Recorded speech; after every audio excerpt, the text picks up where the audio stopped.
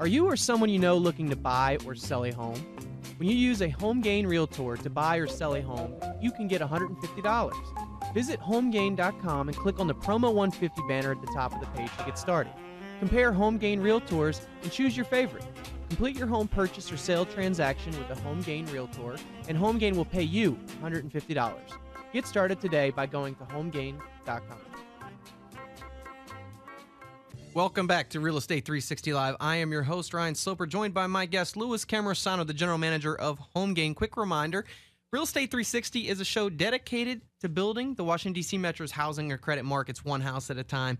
If you ever have any questions, concerns, or real estate needs, the best number to reach out to us is 877-245-2030. That's 877-245-2030. Or via the web at realestate360live.com. That's realestate360live.com. Now, back into our interview with Robert Shiller. One of the interesting questions, Louis, at the end was from Henry Blodgett. Going back to the point about interest rates, people make a huge to-do about the affordability of houses. In your research on house prices, do interest rates actually matter?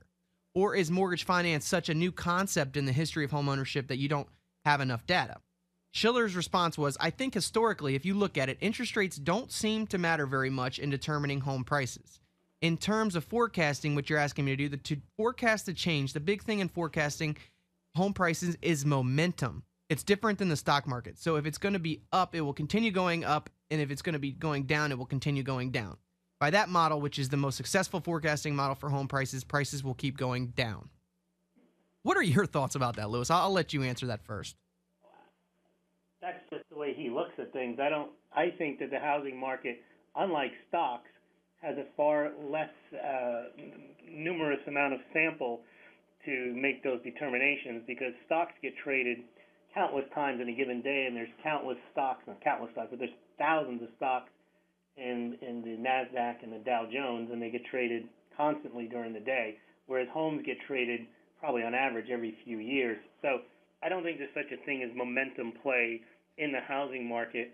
There is consumer sentiment, and you do see in a bubble where people go chasing after housing as they did. Yeah. But I think right now the housing prices are going down based on natural market supply, demand, availability, and cost.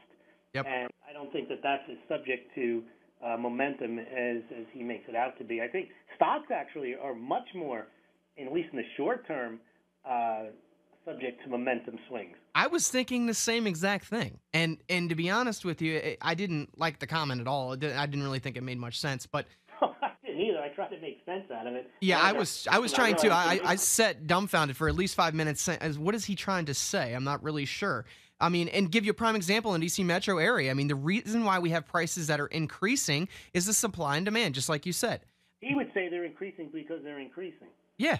And so what we had, I guess because in the D.C. metro area we have some momentum because over the last year prices have been increasing, so they're likely to continue increasing. If interest rates went from 4 to 6%, do you think that momentum would stop? I would say so.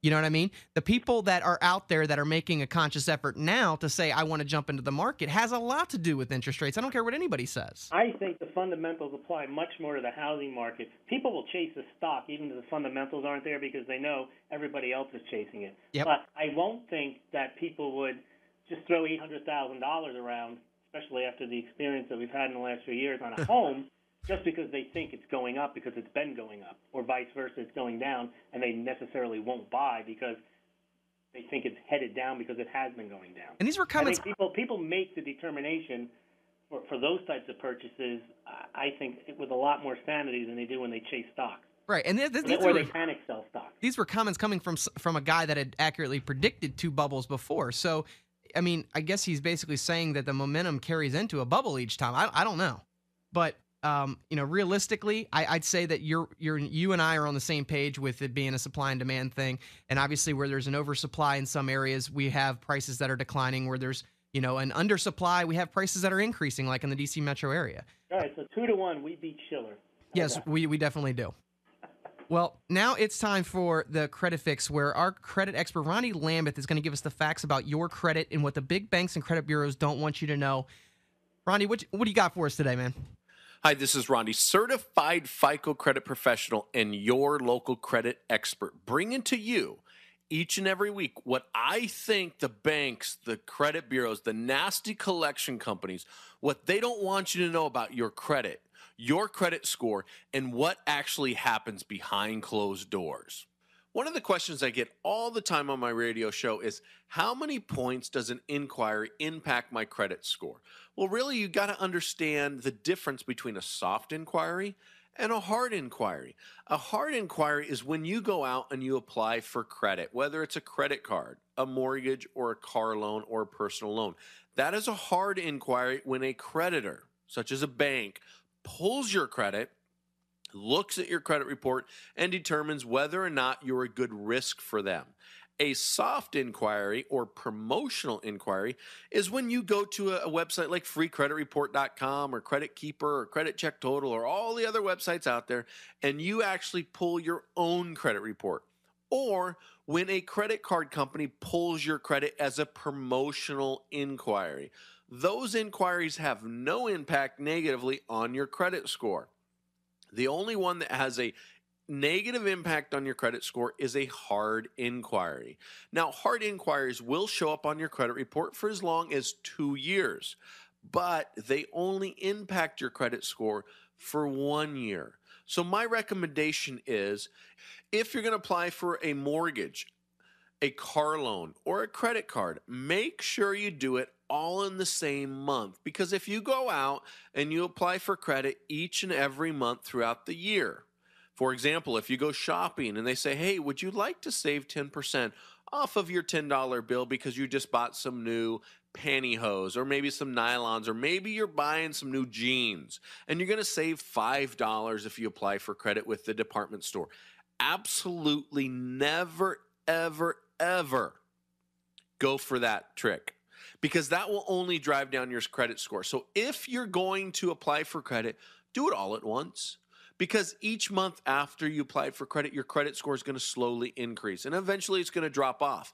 Now, if you want to jumpstart the credit repair process and you want to get that item legally, permanently, quickly removed from your credit report, all you have to do is dispute the item in writing to all 3 credit bureaus and ask for proof that you authorized the inquiry. Don't dispute whether or not you applied for credit, but ask for proof, because under federal law, they have to have in their records for 2 years proof that you actually applied. That means your signature, your application, everything. And when you do it online or you do it at these stores, they don't have proof.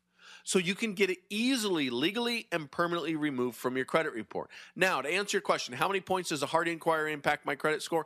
It's about 55 points. So there's a huge difference between a 690 credit score and a 745. That 55 points could mean whether or not you get the house or if you're going to have to live in your car. So in order to have the perfect credit score, limit how many times you apply for credit. I'm your credit coach, Ronnie Lambeth, certified FICO credit professional, bringing you the truth each and every week. And it's the truth that's going to set you free. Wow, thanks, Ronnie. I really appreciate that. I think that's really important for our listeners, is the fact that, I mean, a hard inquiry could literally be a 55-point differential.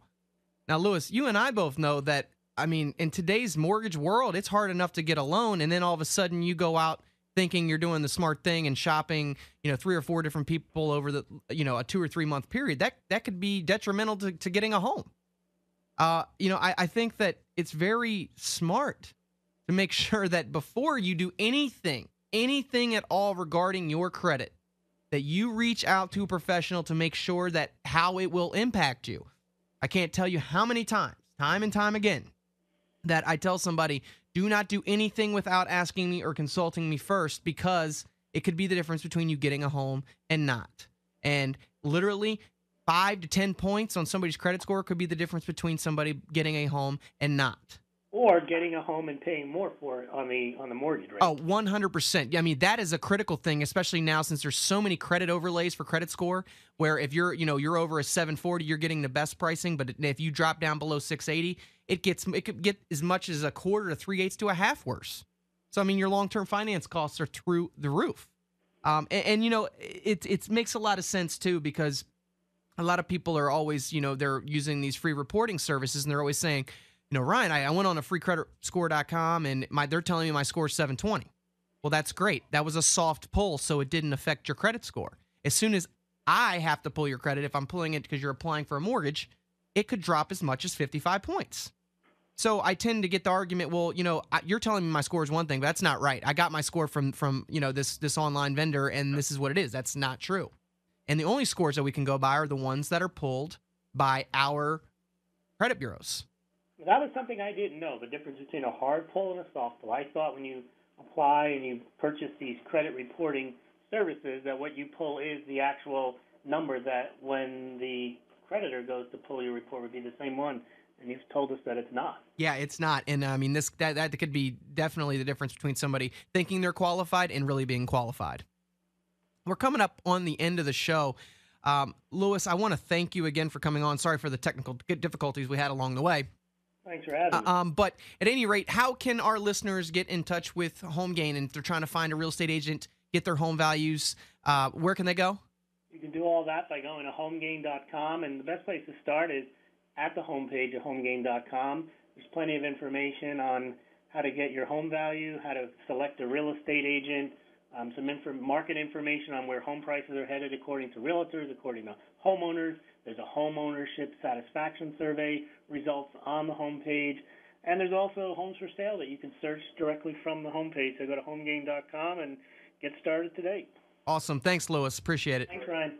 All right, guys, I want to thank you guys for tuning in today. We will be back again next Monday from 2 to 3 p.m. right here on 1580 AM. If you have any questions, concerns, or real estate needs, the best number to reach out to me personally is 877-245-2030. That's 877-245-2030, or via the web at realestate360live.com. Thank you guys for listening to Real Estate 360 Live. We'll be back again next week. Have a great day.